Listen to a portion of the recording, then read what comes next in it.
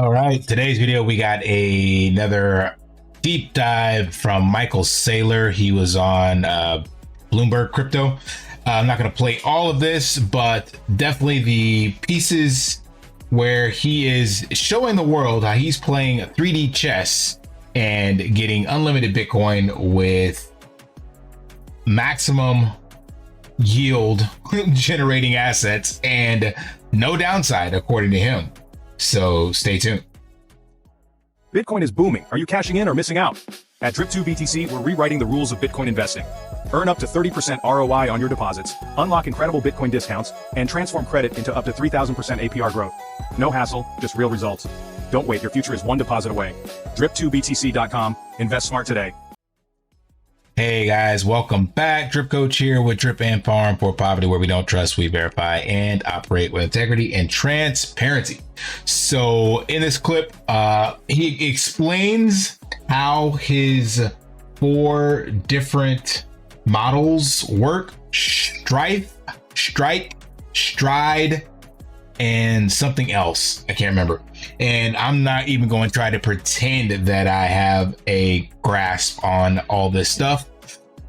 He talks riddles to me that make no sense because I'm not in that kind of financial market jargon. But Michael Saylor is definitely best and brightest at what he does. And clearly it's working. And I just have to trust the process that what he's done and what he is doing, there is little to no risk. And everybody expecting a black swan event where Saylor has to get liquidated or whatever are hoping for something that's never going to happen. So let's listen to that clip. Another success story in terms of a stock that just climbs and climbs and climbs is STRD. The company bought recently 1,045 more Bitcoin, bringing its total supply to 582,000, worth more than 60. Bloomberg News took a look at STRD and its 70 separate Bitcoin purchases since Michael Saylor began to invest cash from the company's balance sheet into the token in the middle of 2020, and every purchase over the last 4 years plus is now a profitable purchase. So 70 purchases over the last 4 years, and his average purchase price is 70K. So he's in massive profits, obviously, up about, 30% or so, or 40% actually. What, actually closer to 50. Damn, my math is way off. Yeah, 50%. So that is insane. Just to show you the conviction and proof of concept. Like, just continue to buy Bitcoin. That's it. I'm pleased to say that joining us now is STRD Executive Chairman Michael Saylor himself. Michael, it's great to have you with us. We have a lot to talk about, and one of those things is a recent call from Jim Chanos. Of course, he's a legendary short seller. He came out recently and said, basically, buy Bitcoin, short strategy shares. And just to set the scene here, I'm curious what you make of that. I don't think he understands what our business model is. So this is the part you're going to want to rewind, listen to more than once so that you can understand Strategy's business model again, especially if you're one of those sitting on the sidelines thinking that you're going to catch the dip on Bitcoin because Saylor's over leveraged. Now, that's not to say that there's not other companies out there trying to copy his playbook, but doing it incorrectly, and they could be liquidated. But we know that he or his company, I think it's number 2. Let me see if I can find that real quick. Of publicly traded companies that have, this one, that have assets on the books in Bitcoin. Not number 1. Take that back. He has passed up everybody at this stage. 582,000 Bitcoin. Yeah, I thought that IBIT was sitting up there at the top, but I guess I was wrong. United States governments, yeah, there is no one that can hold a candle to where Michael Saylor is sitting at this stage in the game. Like, that is insane. Wow, Metaplanet, yeah, there's no catching him. Unbelievable. He dwarfs like all of the governments combined, damn near. So what is that? 5, yeah, he does. 527,000 from all the governments combined together. Saylor's company has 582,000. That is wild. Wow. We're actually the largest issuer of Bitcoin-backed credit instruments in the world. So last week, we just raised $1 billion by selling a preferred stock, non-cumulative, called STRD. That means we basically borrowed money that we never have to pay back, that we pay a dividend on, but we could suspend the dividend if we needed to. So Jim has been thinking that we somehow needed to sell the equity. We now are in a situation where we have STRK, STRD, and STRF, 3 publicly floating preferred stocks that are not diluted to the equity. They all meet a different market requirement. And that's just baffling why he did that. Maybe to confuse more people like myself and you guys out there that follow his content, so that you can be like, what in the world is Saylor doing? So STRK, STRD, and STRF. The ticker symbols are like STRK, STRF, STRD.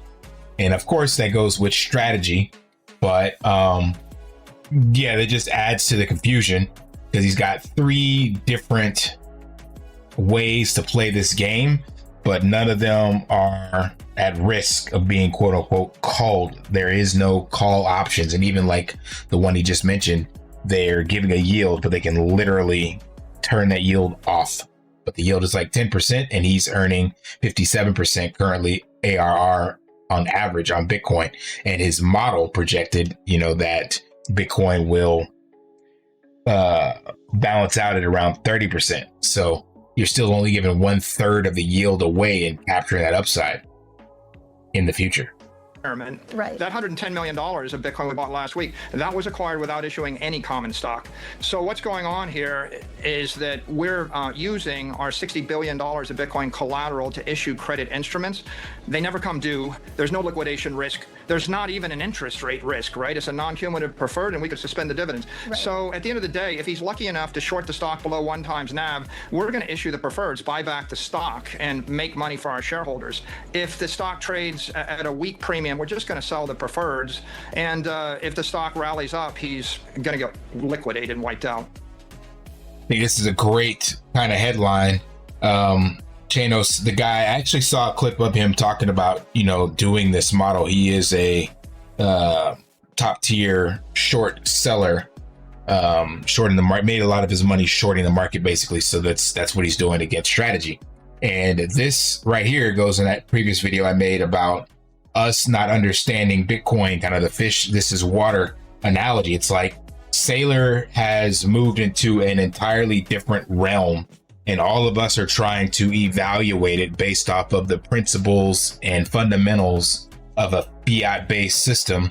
And he's using, Bitcoin math, and we're trying to use fiat math, and it just doesn't make any sense because it's 2 completely different systems. So I don't think anyone understands his model. Even when he had to get it approved with the regulators, they didn't understand it. Like he mentioned, he had to go with multiple AIs for hours back and forth, kind of strengthening and creating anti-fragility within the system for the model that he's now created and perfected, 4 years later.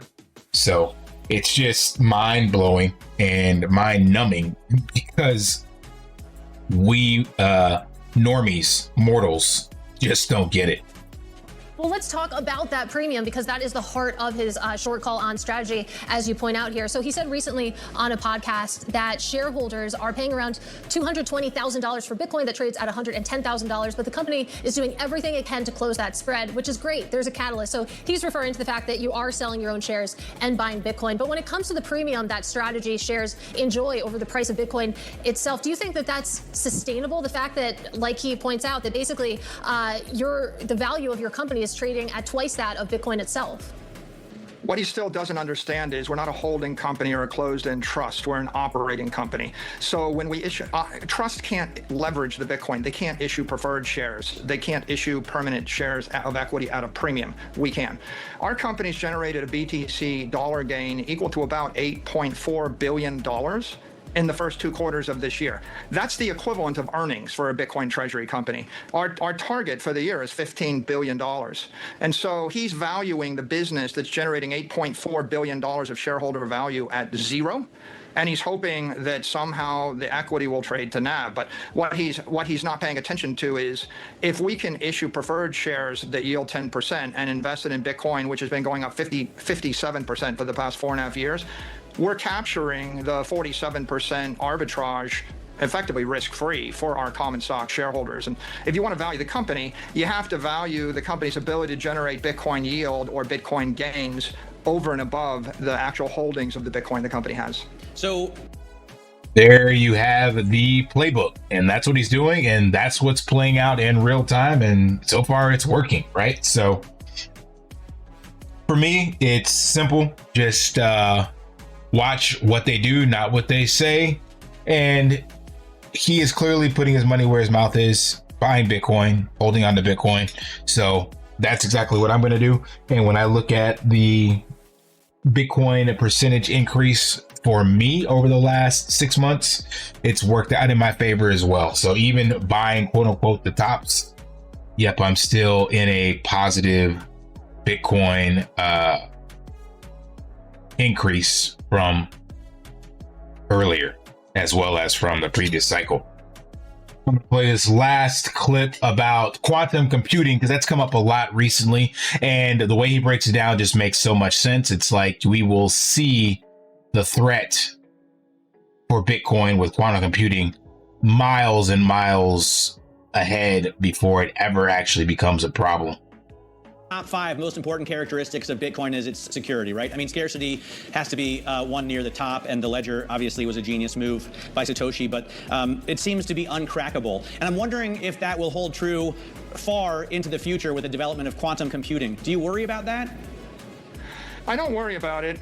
And I make the point, Microsoft and Google market their quantum projects, but they would never sell a quantum computer that cracked cryptography because it would destroy their own companies. And there isn't a practical use case for those quantum projects they've been marketing. I think at some point, a decade out, maybe 10, 20 years, maybe whenever, there'll be a powerful computer. It may start to threaten modern cryptography. When it does it, it'll be a threat to Microsoft, Google, JP Morgan, the US government. It may be a threat to Bitcoin. When it is a threat, all of these organizations are going to upgrade their crypto protocols to be quantum resistant. You'll see it coming a mile away, and every other digital entity in the world is more vulnerable to that idea or that threat than Bitcoin, and so they're all going to upgrade, and we'll be talking about it while you're reviewing Microsoft stock or Apple stock exposure. So that again just makes perfect sense. Like, one, quantum computing has to come from the big tech giants that currently are making these cryptography chips and ASIC miners and all that stuff like that. I mean, there could be some startup out of nowhere that, creates something or whatever. But the point being is that whoever and whenever it's created, obviously they know what they're building and they will know the threat before it's even released, so that the steps to secure their platforms will be put in place. So like you mentioned, Bitcoin is more secure than like governments, nation states, Apple, Amazon, your banks. So there's so many other things to crack before someone tries to crack the Bitcoin network. So you'll have multiple warning signs. First, the chips itself being introduced, and then someone cracking a much simpler company or interface or whatever the case may be. And it's like, okay, quantum computing's here, and Lazar through from North Carolina just cracked, a bank in England somewhere, right? Like, that's what would happen first. Once that is there, it's like, okay, yeah. Even before that, you would have the software and the hardware within Bitcoin being upgraded. So if a person who has $60 billion worth of capital on the Bitcoin blockchain is not worried about it, then I should not be worried with a couple thousand. That's the way I look at it. And where else are you going to store your wealth when this tsunami of tech and all this stuff, or this black swan event of hack cryptography, comes into fruition. Like, what else do? You can't store it in fiat. And if Bitcoin is the most secure protocol, then you have to just weather the storm and trust that it will be there when it's all said and done. So yeah, I don't believe it's an issue. All right, hope that provided some clarity on what Saylor is doing and gave you some conviction for your own staying humble stack sats journey. All right, smash that HBO special, help a brother out, like, subscribe, comment down below, and until next time, lift daily and achieve your impossible. See ya. I don't want to go